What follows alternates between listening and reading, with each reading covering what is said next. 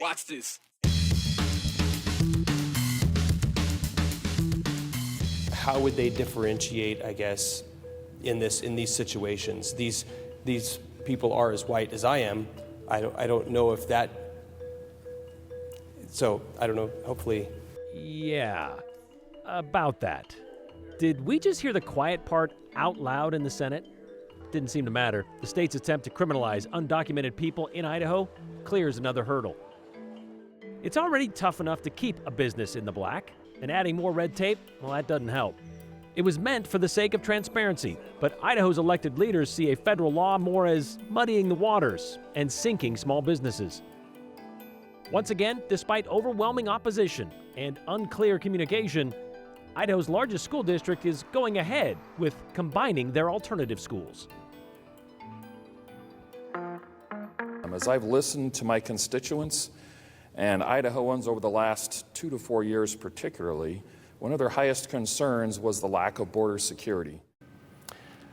Well, apparently that concern is a step and a half. Let's call it a Euro step away from maybe not necessarily being solved, but at least addressed. House Bill 83, Idaho's immigration bill, passed the Senate today 29-6, right along party lines. It already passed the House about a month ago, but because it was amended in the Senate, it has to go back to the House for final approval. And then it would go to the governor for his possible signature. Thus, the step and a half reference. Well, the amendments, as explained by the bill's co-sponsor, Senator Todd Leahy from Nampa, makes this version a combination of House Bill 83 and Senate Bill 1039. Senator Leahy says this Frankenstein bill will be more cooperative with the federal government since immigration is, after all, a federal issue. It makes it clear local law enforcement cannot stop someone they suspect is undocumented, but only when they are suspected of committing another crime, and they will also share that information with federal law enforcement. It still makes undocumented entry into Idaho a misdemeanor and re-entry a felony. Plus, it creates a new crime of trafficking a dangerous alien for anyone knowingly bringing in an undocumented, dangerous, convicted criminal into Idaho. But in this compromise, they took out the part about a court-ordered deportation. Instead, it requires the state to pay to transport that person to a federal detention facility, wherever that may be. The feds then will deal with the deportation after that. There's also a sentencing enhancement to this bill that says if someone had already been deported, came back to Idaho, committed a dangerous crime, they would face a mandatory minimum of 5 years in prison. Now, despite the overwhelming support, for some, it was just kind of half-hearted. I don't think it's a bad bill, though, Mr. President, but I don't really think it's a good bill either. I think what this is it's kind of a feel-good bill. Makes us feel like we're doing something. Senator Lenny would have liked to seen something with a little more teeth to it. Meanwhile, for those on the other side, like Senator James Ruckty from Pocatello, he tried to point out the hypocrisy of this law. While immigration is a federal issue, Senator Ruckty admits they haven't always handled it well, but it's haphazard to rely on 50 states to come up with their own enforcement, he said, simply because we can't condone people coming over the border undocumented, even though, he said, it's something Idahoans condone every day. Every time we go to the grocery store and we buy milk at a decent price, it's because we need undocumented workers to come and do the jobs that your kids and my kids won't do. Is that right? I don't know, but it's a reality. Or every time we stay at a hotel or eat at a restaurant, Ruckty added. The senator from Pocatello also brought up the prospect of racial profiling with this bill. But he wasn't the only one. Senator Brandon Shippey from New Plymouth decided this would be a good time to see how this bill would apply to certain Idaho religious groups whose beliefs keep them from wanting to be associated with any government entity. Some are large families, Shippey said, and he knows them well. Been in Idaho for generations. Senator Shippey wanted to know, how could we possibly know we are applying this law appropriately? And these individuals have no documentation that they haven't entered illegally because there's simply no documentation. How would they differentiate, I guess, in these situations? These people are as white as I am. I don't know if that. So I don't know. Hopefully. Senator Lake, you want to take a shot at that? Mr. President. Yeah. Anyone want to take a shot at that? I mean, you could almost see it as it's happening, as he said it. As soon as he heard himself say it out loud, he just kind of shut down. By the way, Senator Leahy said, yeah, that's for the courts to decide. But the question is, how can we keep this from impacting white religious folks in Idaho? Is that the question? I don't know. Hopefully, you heard him kind of stammer on there at the end. Idaho Immigration Cooperation and Enforcement Act, by the way, is pending approval from the House before heading to Governor Little. It's always with the best intentions that the worst work is done. Oscar Wilde is credited with that quote more than 150 years ago, but it certainly applies today, especially when it comes to small businesses and a federal law that strapped them with more red tape than a badly wrapped birthday present. That was until last week. It seems sometimes strongly worded letters, well, they do kind of have an impact. Joe Paris looked into how a law meant to prevent money laundering and funding of terrorism had Idaho small business owners buried in paperwork. In government and politics, if something isn't working, the people will probably tell you. The federal Corporate Transparency Act is at the top of that list. Our office has received thousands, and I truly mean thousands, of angry phone calls. Secretary of State Phil McGrain is responsible for running crucial business services. But one of those was essentially dropped on his desk by the federal powers that be. They said, Secretaries of State, you have to be the messenger. You need to tell all these business owners that they have this new requirement and that there are these penalties. Long story short, the Corporate Transparency Act aimed to stop major business and financial crimes. Within it, a provision required businesses to submit personal and business information that would go into a federal database. It's specifically trying to target drug dealers, money launderers, terrorists, to make sure people aren't hiding money. The only challenge is what they've done is they said basically all small business owners, we assume that you're guilty of these things until you prove otherwise. And bizarrely enough, major corporations had an exemption. The pile of paperwork small businesses were still forced to deal with cost time and money, significant amounts. I'm a business owner in Coeur d'Alene, and so we were actually dealing with that. Representative Jordan Redmond sponsored a legislative letter to Congress asking them to repeal the act that originated in 2019. The act ended up being buried in a complicated spending bill for the military that had an effective date of January 1st, 2024. As a small business owner, it was terrible to go through. Motivations behind the original concept might have been sincere, but the impact in reality quickly set in. This is the definition of government overreach. When you're, penalizing the good actors for the few bad actors, that's something that has no place in our state. Secretary McGrain agreed, signing off on a letter to President Trump asking for intervention. And later, McGrain and Idaho led the way in the conversation, filing a unique argument challenging the legality of it all. It's really saying, hey, you don't have the legal authority to cause state secretaries of state to try and enforce your laws for you. If you want to have bad laws, go ahead and enforce them yourselves, but the state of Idaho doesn't have an obligation to do it. I'm hopeful that really carries the day. We'll see what happens. While there are concerns about the legality of the act, major violations of privacy, McGrain watched the threat of consequence, prison time and major fines strike fear into small businesses across the state. We all want to stop terrorism. We all want to stop drug dealers and anybody committing financial crimes, but there's more targeted ways we can do that where we actually go after the criminals and not all the good people who are just trying to help our economy thrive. President Trump and his administration listened to Idaho voices, pausing enforcement on reporting requirements just last week. Whichever side of the aisle you're on, I think everyone can agree that we don't need more forceful government. It's been really frustrating for the secretaries of state because it feels like we're getting a black eye for this overreach and this just heavy hand of government when the state of Idaho had no part in this. It's hard enough to get a business going. We don't need to make it harder. Part of why Idaho's economy is thriving is because we aren't regulated like what we're seeing come out of Washington, D.C. So the Corporate Transparency Act, if you've never heard of it before, that's okay. If you have heard of it, I'm sure that you are glued to your TV right now for what I'm about to say next. There still needs to be action on the congressional level to get rid of it. What has essentially happened right now is the federal government says we're not going to enforce this. However, technically, Brian, it is still on the books, and Congress has essentially signed off on a one-year pause on the entire thing. However, Secretary McGrain tells me that whether it's a court that stops it, whether the government, Congress, they repeal the act themselves, or maybe even the president does executive action, he would be very happy to see this go away, something that, as you heard, was a real problem for small businesses. As we all know, too, Congress works very quickly these days, so we'll see how that plays out. But it is interesting when it comes to federal laws. Secretary McGrain saying, yeah, you should enforce it because it's a federal law. Wouldn't that apply to immigration as well? Would think. We'll answer that another day. Thanks, Joe. Get to that. Okay, so you know that meme? This could have been an email. Well, when it comes to the possibility of your kid's school being closed, and then they would have to squeeze into another school or move to online classes, yeah, that should not have been an email. But that's what happened when West Ada School District wanted to talk about consolidating their alternative schools.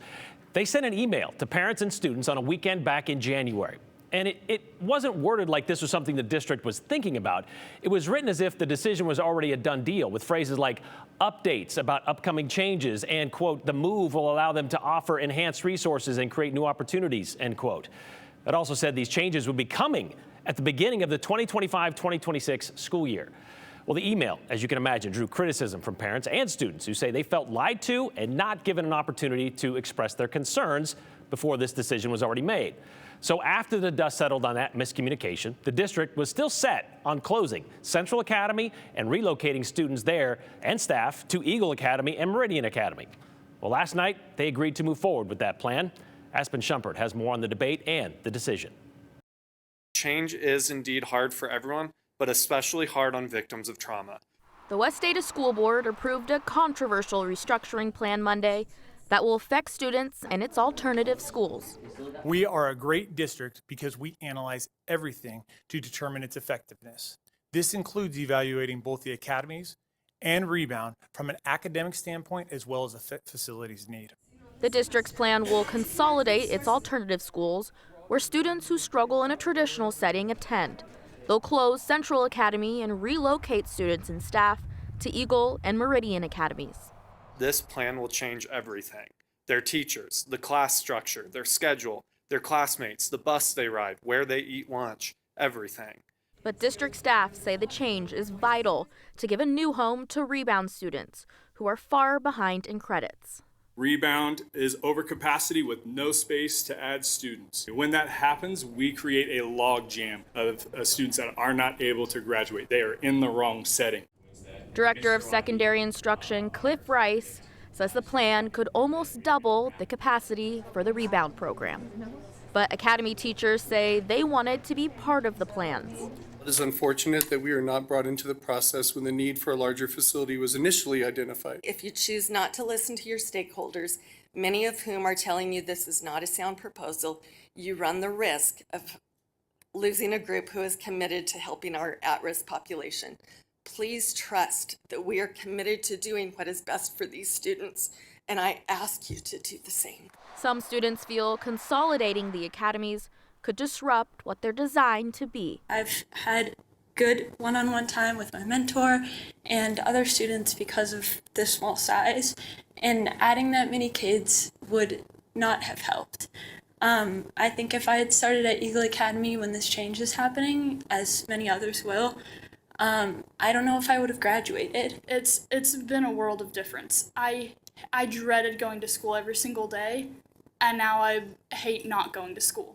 And parents feel the timeline for the change is too soon. When asked what benefit waiting a year would have, Mr. Rice's response was it would give teachers more time to move buildings. It is clear we will never be heard by him.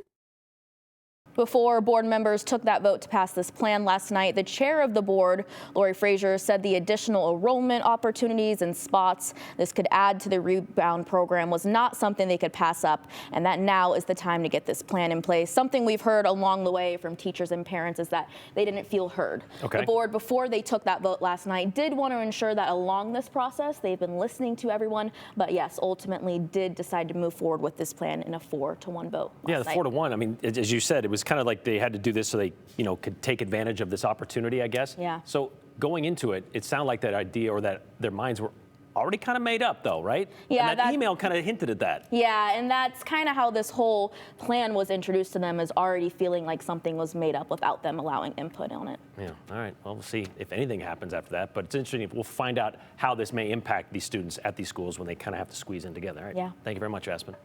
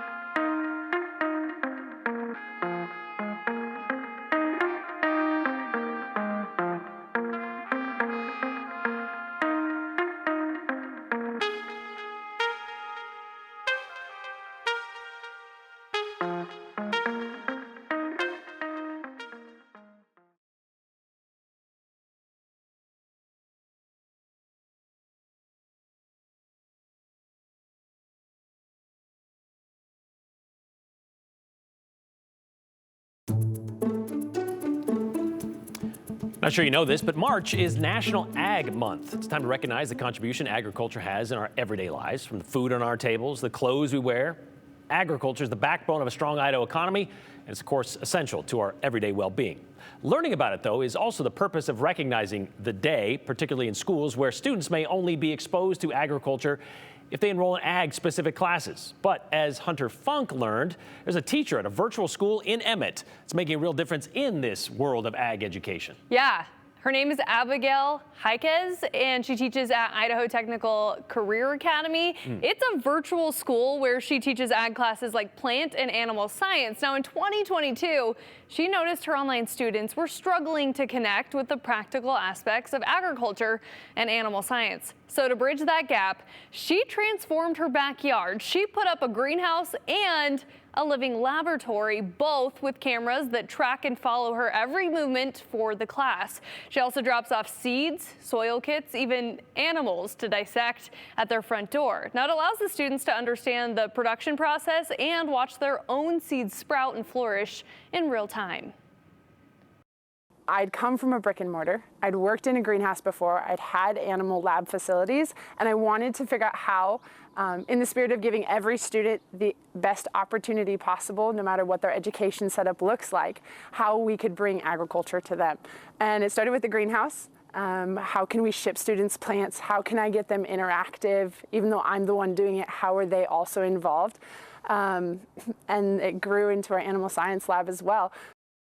And coming up at 6, we're going to hear from students about their experience, and we take a look inside that backyard lab. Brian didn't know that this could be a possibility, where you could turn a virtual classroom into something ag-based. Hands-on, yeah. Yeah. But it's not just plants, right? Yeah. So we mentioned dissecting animals. Every science class Right. that we've had, right? We've seen those.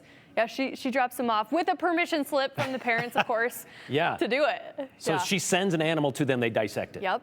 Wow, and they do it all online. All right. Yeah, keep it in your fridge. Freezer, maybe? Fridge? Maybe freezer, yeah. Don't want to mistake that. All right, thanks, Hunter.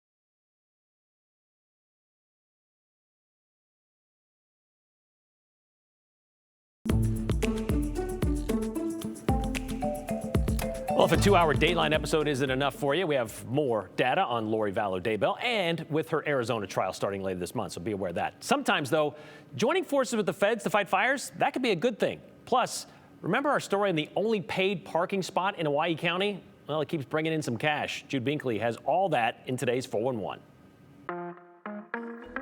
Lori Vallow Daybell was back in an Arizona courtroom today. She's charged with conspiracy to kill her niece's ex-husband, Brandon Bordeaux, as well as conspiracy to kill her fourth husband, Charles Vallow. Lori is representing herself in both cases. Today, she asked the judge to allow statements made to police from her daughter, Tylee Ryan, the day Charles Vallow was killed.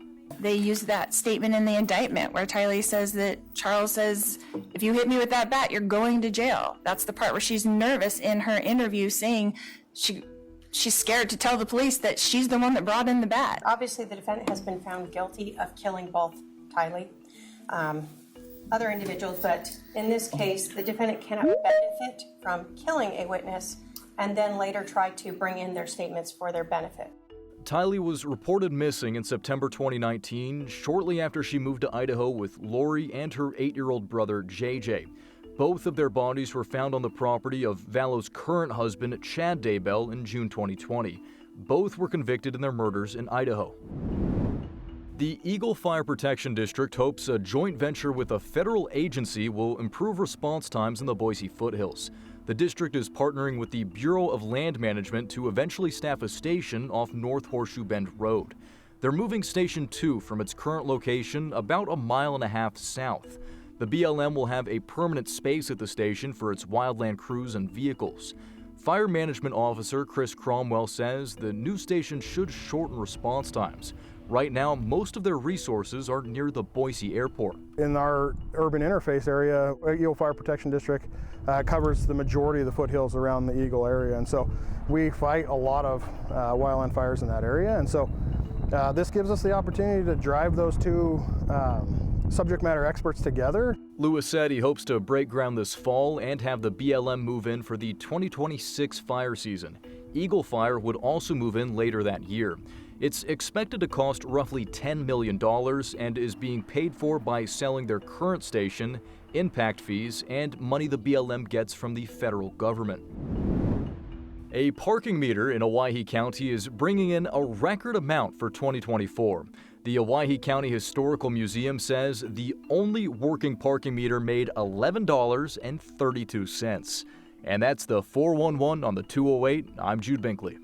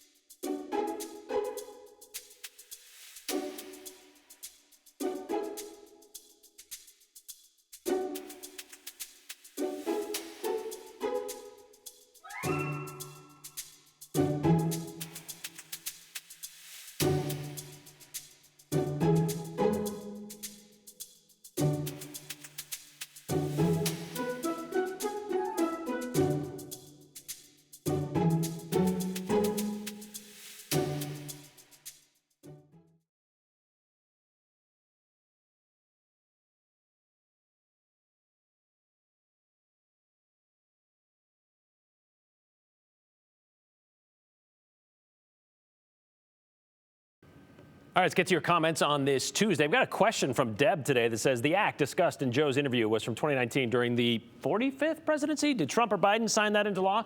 Well, that'd be President Trump that signed it into law, but it didn't go into effect until 2024, so he was kind of free and clear at that point, but he could change it. He could do it that quickly. Given the questionable press this week in the West Ada School District, it sounds like the patrons of that district need to replace some board members, ? Says Steve, or asks Steve.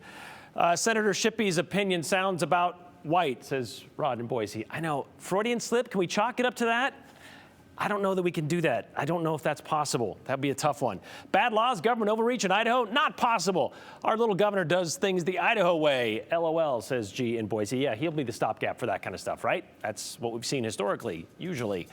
We need to start getting an election countdown. We, the people, need a reminder on when we can show our dissatisfaction with the representatives. Votes matter, says Susan. Tell you what, November 3rd, 2026, 600 days from today. There's your countdown. Write it down, mark it down. Check them off every day. Continue with us and watch free now on the KTVB Plus app everywhere you stream.